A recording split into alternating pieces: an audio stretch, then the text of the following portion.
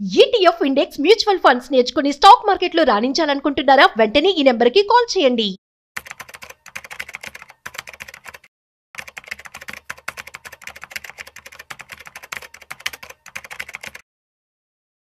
Reliance power stock sudden గా growth వచ్చింది. So మనం చూస్తున్నట్టయితే నిన్న బాగా పెరిగింది, ఈ రోజు కూడా 1% ఇప్పటి వరకు చూసుకున్నట్లయితే పెరిగిందనమాట. మరి ఇట్లాంటి టైంలో రిలయన్స్ స్టాక్ నుంచి మీరు లాభాలతో బయటపడాలంటారా? ఇక్కడ నుంచి ఇంకా పెరుగుతుందా? అట్ ది సేమ్ టైం అసలు ఎందుకని ఇంతకుముందు కొంచెం డౌన్ అయింది అండ్ దాని యొక్క ఫ్యూచర్ ఎలా ఉండబోతుంది, ఈ విషయాలు కూడా మనతో చెప్పడానికి మనతో financial planner so Anil Kumar గారు ఉన్నారు. సో వారి మాటల్లో మరింత సమాచారం అడిగి తెలుసుకుందాం. సో హాయ్ హలో నమస్తే, welcome to business buzz with Rajeev Pasupuleti on Suman TV. So hi sir, నమస్తే. నమస్తే అండి. ఎలా ఉన్నారు సార్? గుడ్. యా సార్, మనం చూస్తున్నట్లయితే రిలయన్స్ పవర్ సో నిన్న మంచి గ్రోత్ వచ్చింది అండ్ ఈరోజు కూడా మంచిగా 1% వరకు ట్రేడ్ అవుతుంది ఎక్స్ట్రా. సో దీన్ని బట్టి మనం చూసుకుంటే ఎవరైతే ఇందులో ఇన్వెస్ట్మెంట్ చేశారో వాళ్ళని హోల్డ్ చేయమంటారా, లేదంటే లాభాలతో బయటపడమంటారా? సో అది వెరీ కరెంట్లీ ఇప్పుడున్న ట్రెండ్ అవుతున్న stock.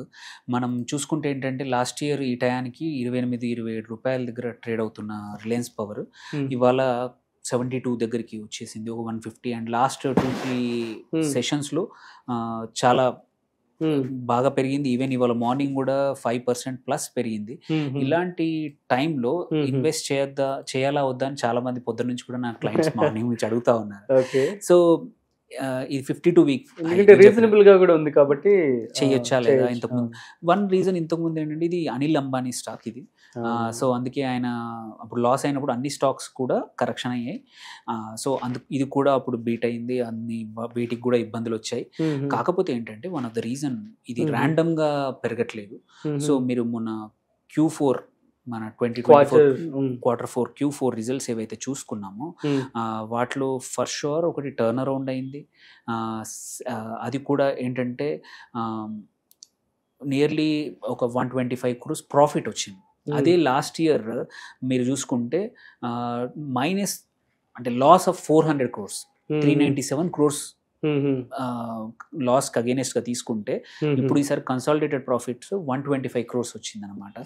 So this one important కూడా ఏంటంటే ఆపరేషన్స్ నుంచి రెవెన్యూ కూడా నియర్లీ 2,000 కోట్లు 1% లాస్ట్ ఇయర్ కన్నా పెరిగింది. So it is not only supported by financials but profit కూడా పెరిగింది. ఆల్సో ఇంపార్టెంట్ ఏంటంటే ఇంకొక సబ్సిడరీ ఉంది అనమాట, దాని పేరు Reliance new energies private limited అని.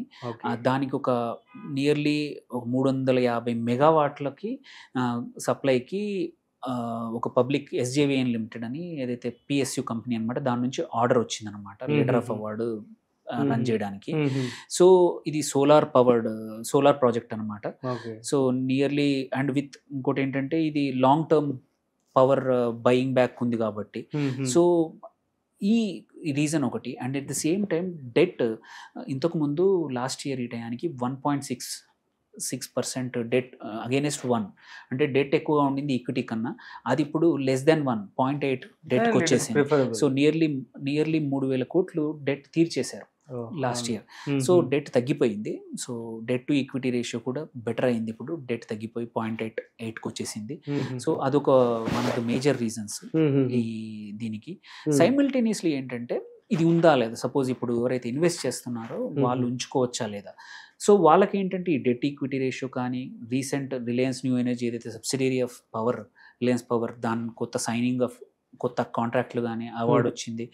ఆల్సో వీళ్ళకున్న లాంగ్ టర్మ్ పవర్ పర్చేస్ అగ్రిమెంట్లు PPAs అంటాము, power purchase, most of them are long term. So long term ఉంటే ఏంటి అడ్వాంటేజ్ ఏంటంటే పాత ప్రైస్ దగ్గర ఆల్రెడీ లాక్ ఇన్ అయిపోయి ఉంటాయి.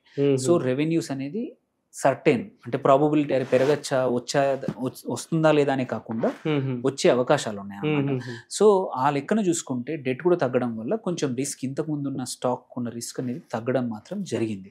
సో అందుకే ఎవరైతే ఉన్నారో ఇన్వెస్ట్ చేస్తున్నారో తక్కువ, ఎస్పెషల్లీ రిలయన్స్ పవర్లో లాస్ట్ ఇయర్ కానీ ఒక 1.5 year బ్యాక్ ఈవెన్ 17-16 దగ్గర ఎవరైతే స్టాక్ కొన్నారో వాళ్ళు ఇప్పుడు ఎగ్జిట్ అవ్వాలంటే కొంచెం ఎగ్జిట్, ఇప్పుడు లెట్స్ సే మీరు పెట్టిన అమౌంట్కి, ఎందుకంటే నియర్లీ 152%, 200% పెరిగింది. సో మీరు 18-20 దగ్గర కొన్న వాళ్ళు ఇవాళ 72 దగ్గర ట్రేడ్ అయినప్పుడు మీరు పెట్టిన ఇన్వెస్ట్మెంట్ బయటకు తీసేసుకోండి, ప్రాఫిట్ అలాగే ఉంచుకొని ఇంకొక 1 or 2 years ఉంచుకునే అవకాశం, ఇబ్బంది ఏం లేదు. ఎందుకంటే రికవరీ స్టార్ట్ అయింది కాబట్టి ఇక్కడ నుంచి ఇంకా మచ్ హయ్యర్ గ్రోత్ ఉండే అవకాశాలు ఉన్నాయన్నమాట.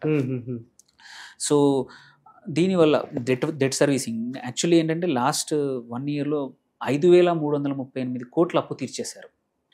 సో అందుకే అదొక major turn around. Profit recovery కూడా స్టార్ట్ అయిపోయింది. ఆల్సో అగ్రెసివ్గా ఎక్స్పాండ్ చేస్తున్నారు రెన్యూబుల్, అది కూడా రెన్యూబుల్ ఎనర్జీలో. సో ఇవన్నీ ఉండడం వల్ల ఇట్స్ అండ్ ఎస్పెషల్లీ మనం చూసుకుంటే లాస్ట్ 6 months 3-4 months నుంచి కూడా clean energy, renewable energy stocks ఏవైతున్నాయో మంచిగా ట్రేడ్ అవుతున్నాయి. సో వాళ్ళ పోర్ట్ఫోలియో కూడా పెంచుకుంటున్నారు కాబట్టి there is a good scope that ఈ స్టాక్ కూడా మంచిగా పర్ఫామ్ చేసే అవకాశం ఉంది. సో అలాంటి టైంలో ఎవరైనా సరే మల్టిపుల్ అనలిస్టులు నేను స్టడీ చేసింది చూస్తూ ఉంటే మాత్రం దీన్ని మాత్రం ఇంకా హోల్డ్ చేయొచ్చు. ఎంట్రీ మాత్రం జాగ్రత్త పడాలి. బట్ ఉన్న వాళ్ళు మాత్రం I suggest hold for some more time. ఒక 1 or 2 years హోల్డ్ చేసినా మంచి రిటర్న్స్ వచ్చే అవకాశాలు ఉన్నాయి. కొత్తగా మాత్రం చేసినప్పుడు కొంచెం జాగ్రత్తగా ఎంటర్ అవ్వండి. బికాస్ ఎనీ స్టాక్ ఒక సంవత్సరంలో 200%, 300% పెరిగింది. 28 నుంచి 72 రావడం అంటే నియర్లీ 300% పెరిగినప్పుడు కాషియస్గా ఎంటర్ అవ్వడం better.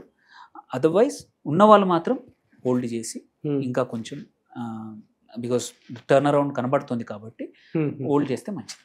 Okay, super sir, thank you so much. So guys అర్థమైంది కదా. సో రిలయన్స్ పవర్ అనేది ఎందుకు అనుకున్నా మంచిగా గ్రోత్ అయితే అవడం జరుగుతుంది compare to last year. So దీన్ని హోల్డ్ చేస్తే కూడా బెటర్ అని చెప్పడం జరుగుతుంది. సో డాక్టర్ అనిల్ గారు మరొక ఇంట్రెస్టింగ్ కాంటెంట్తో మళ్ళీ కలుద్దాం. అంతవరకు చూస్తూనే ఉండండి సుమన్ టీవీ.